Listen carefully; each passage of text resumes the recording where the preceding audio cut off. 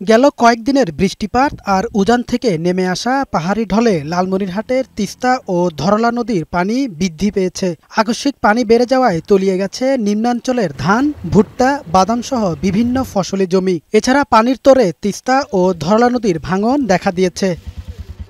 ভারী বৃষ্টিপাতে নোয়াখালী শহরে জলাবদ্ধতা দেখা দিয়েছে। স্থানীয়দের অভিযোগ, ড্রেন পরিষ্কার ও সংস্কার না করায় তাদের দুর্ভোগ পোহাতে হচ্ছে। ড্রেনেজ ব্যবস্থা সুব্যবস্থা না থাকার কারণে একটু বৃষ্টিপাত হলেই চতুর্দিক থেকে পানি উঠে যায়, এখানে জনজীবন বিপর্যস্ত হয়। একটু বৃষ্টি হলে পানি হাঁটুর উপর হয়ে যায়, আমার প্রতিক্রিয়া দিতে খুব কষ্ট হয়। ড্রেনটা যদি সংস্কার করা হয় তাইলে ধরেন না রাস্তাটা ঠিক হয়ে যাবে। এদিকে বৃষ্টি কমে আসায় নেত্রকোনার দুর্গাপুরের সোমেশ্বরী, মগরা সহ সব কয়েকটি নদ নদীর পানি বিপদসীমার নিচ দিয়ে বয়ে যাচ্ছে। নদী পাড়ের বাসিন্দাদের সতর্ক থাকতে বলছে স্থানীয় প্রশাসন। সুনামগঞ্জে সবকটি নদীর পানি বিপদসীমার নিচ দিয়ে বইছে।